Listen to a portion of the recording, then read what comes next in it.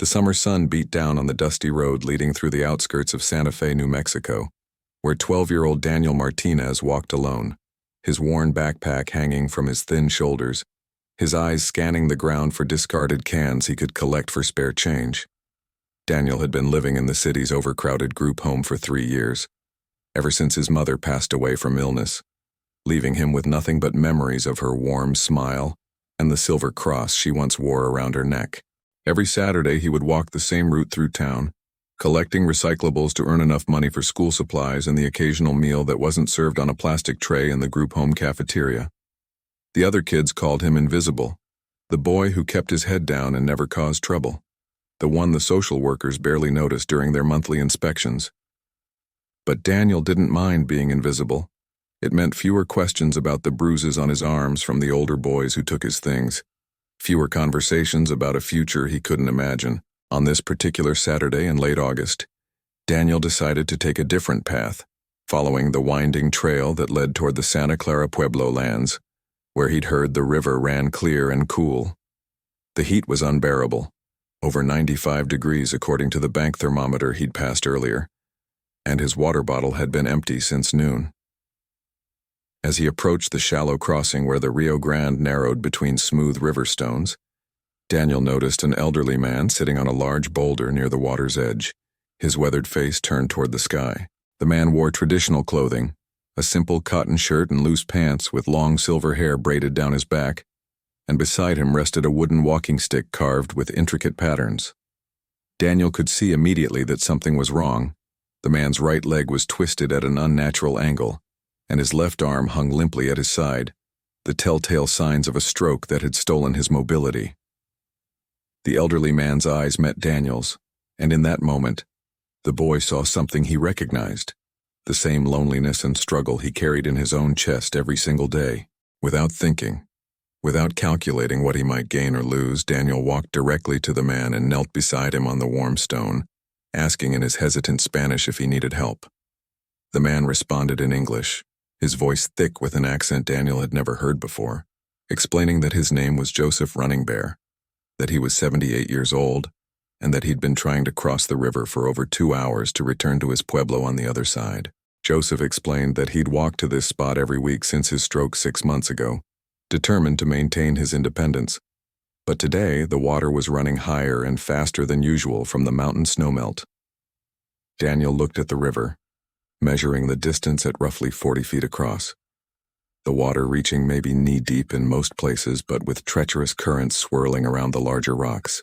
The boy was small for his age, barely 5 feet tall and weighing perhaps 90 pounds, while Joseph was easily 6 feet and probably close to 200 pounds, even with the weight loss from his illness. Any reasonable person would have told Daniel it was impossible, that he should run for help, that a child couldn't possibly assist a disabled elderly man across a rushing river. But Daniel had learned long ago that reasonable people rarely showed up when you needed them, and sometimes you had to do the impossible because no one else would even try. He removed his shoes and socks, rolling up his jeans to his knees, then helped Joseph to his feet, positioning the man's good arm across his shoulders while gripping him firmly around the waist. They entered the water together, Daniel testing each step carefully, feeling for stable rocks beneath the surface while Joseph leaned heavily against him, his breathing labored from the effort. The current was stronger than Daniel expected, pulling at his legs with surprising force, and twice he nearly lost his footing on the slippery stones beneath the rushing water. Joseph's weight seemed to multiply with each step, pressing down on Daniel's shoulders until his muscles screamed in protest, but the boy kept moving forward inch by painful inch. Halfway across, Daniel's foot slipped, and for a terrifying moment, they both teetered on the edge of falling, the water rushing around them with indifferent power, ready to sweep them downstream. Joseph gripped Daniel's shoulder with his good hand, steadying them both, and whispered words in his native Tewa language that Daniel didn't understand but somehow felt in his bones. They regained their balance and continued, Daniel's legs shaking from exhaustion, his bare feet cut and bleeding from the sharp rocks, but he refused to stop, refused to let this old man down the way everyone had let him down. 20 minutes after they'd started, Daniel and Joseph reached the opposite shore, collapsing together onto the sandy bank, both gasping for breath, both trembling from the adrenaline and effort. Joseph looked at the boy with tears streaming down his weathered face, repeating, "Thank you," over and over in both English and Tiwa, his good hand gripping Daniel's shoulder with surprising strength. Daniel simply nodded, too exhausted for words, wondering if he had the energy to make it back across the river alone, wondering if anyone at the group home had even noticed he was gone. Joseph wouldn't let him leave, insisting that Daniel rest and recover, leading him slowly up a dirt path toward a cluster of adobe buildings nestled against the hillside. As they walked, people began to emerge from their homes, their faces showing concern for Joseph but also curiosity about the skinny, soaking wet boy supporting him. An older woman rushed toward them, speaking rapidly in Tiwa, her hands gesturing frantically as she examined Joseph for injuries, her eyes occasionally darting to Daniel with questions he couldn't answer. Joseph spoke to her calmly, explaining what had happened, and Daniel watched as her expression transformed from worry to something else, something that looked almost like reverence. Within minutes, a crowd had gathered, maybe 20 or 30 people ranging from young children to elders even older than Joseph, all listening intently as he told the story of how this orphan boy had risked his own life to help a stranger. A younger man, introduced as Joseph's grandson Michael, brought Daniel a blanket and fresh clothes, while an elderly woman appeared with food, traditional fry bread and stew that tasted better than anything Daniel had eaten in years. They wouldn't let him leave that evening, insisting he was too tired and that the river crossing would be dangerous in the dark, so Daniel found himself sleeping on a comfortable cot in Joseph's modest home. That night, as he lay under clean blankets staring at wooden ceiling beams carved with traditional symbols, Daniel heard voices speaking in hushed tones in the next room, the rhythmic cadence of Tiwa mixing with English phrases. He caught fragments of the conversation, words like pure heart, old ways, sign from the ancestors, and most puzzling of all, the prophecy, spoken with a weight that suggested deep significance. Daniel fell asleep confused but strangely peaceful, his exhausted body melting into the softness of the mattress, his dreams filled with flowing water and ancient voices singing songs he'd never heard. When he woke the next morning, the house was already bustling with activity, and the smells of cooking food filled the air with warmth and comfort he'd almost forgotten existed. Joseph was sitting at a small wooden table, his face peaceful despite the obvious pain his body still carried, and he gestured for Daniel to join him for breakfast. Over eggs and coffee, Joseph began to speak, his words careful and measured, explaining that the Pueblo's tribal council had met late into the night, something they rarely did except for matters of great importance. He told Daniel that in their tradition, there were old stories about children who appeared in times of need, children with no family of their own, who were sent by the ancestors to remind the people of their responsibilities. Joseph's eyes grew distant as he explained that his own grandfather had told him such a story when he was young, predicting that when the people had forgotten their duty to care for the vulnerable, a child would come to teach them through action rather than words. The tribal council had voted unanimously, Joseph continued, his voice beginning to shake with emotion, to offer Daniel something they had never offered an outsider in the Pueblo's 600-year history. They wanted to adopt him into the tribe, to give him a home and a family, to honor the courage and compassion he'd shown by making him one of their own.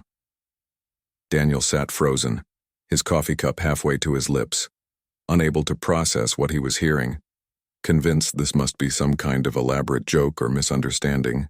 But Joseph reached across the table and took Daniel's hand in his good one, explaining that this was real, that the papers were already being drawn up with the tribal lawyers and the state social services department.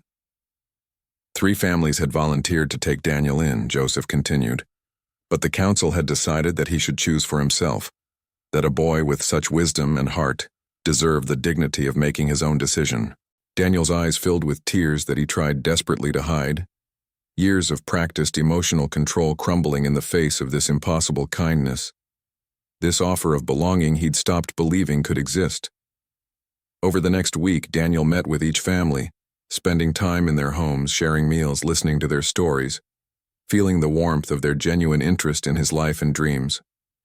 He met Maria and Tom Little Elk, both teachers at the Pueblo school, who had 2 daughters and a son close to Daniel's age, their home filled with laughter and books and patient understanding. He met Sarah Bright Morning, a widow who ran a pottery studio, her home quieter but rich with creativity and gentle wisdom, who spoke to Daniel like an equal rather than a child to be managed. He met the youngest family, James and Rebecca Tallpine, just 30 years old, who ran the Pueblo's youth center and spoke passionately about education and preserving culture while embracing the future.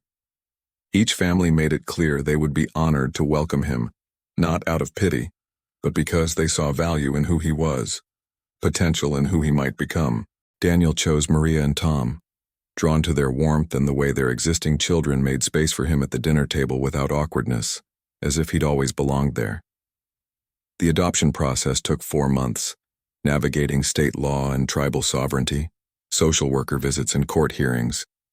But every step brought Daniel closer to something he'd thought was reserved for other children. On a cold January morning, Daniel stood before the tribal council in the Pueblo's ceremonial chamber, wearing traditional clothing that Maria had carefully made for this day, his new family surrounding him with pride. The tribal governor, a serious man named Paul Tafoya, placed his hand on Daniel's shoulder and spoke in Tewa, the words translated by Joseph, who stood nearby, tears streaming down his weathered face. Daniel Martinez became Daniel River Bear Martinez that day, given a name that honored both his heritage and the act of compassion that had brought him home, witnessed by over 300 tribal members who had come to celebrate. In the years that followed, Daniel thrived, his grades improving as his stress decreased, his quiet nature blossoming into confident leadership as he found his place in the Pueblo community. He learned Tewa from the elders, studied traditional arts from the master craftspeople, and helped Joseph with his daily river walks, sometimes carrying him when the water was too high, always staying close. By the time Daniel graduated high school at 17, he'd been accepted to Stanford University with a full scholarship, planning to study social work and return to help vulnerable children find the same hope he'd been given. At his graduation ceremony, held under the New Mexico stars on the Pueblo grounds, Joseph Running Bear stood with difficulty, supported by his great-grandchildren, to speak about the boy who'd helped a stranger and changed an entire community's understanding of family. The river still runs through Santa Clara Pueblo, crossing the same stones where Daniel and Joseph struggled across that August afternoon. But now children who walk its banks know the story by heart. They know that sometimes the person who needs help isn't the one who seems helpless, that sometimes the person giving help receives more than they could ever give, that family isn't always about blood but always about showing up. Daniel River Bear Martinez learned that invisible children are only invisible until someone chooses to truly see them, that belonging is possible even when you've given up hope, that one act of simple human kindness can echo through generations. And Joseph Running Bear lived 7 more years, long enough to see his river boy become a man, long enough to know that the old prophecy had been fulfilled, that the ancestors had indeed sent them a teacher in the form of a 12-year-old orphan with nothing but a pure heart and willing hands.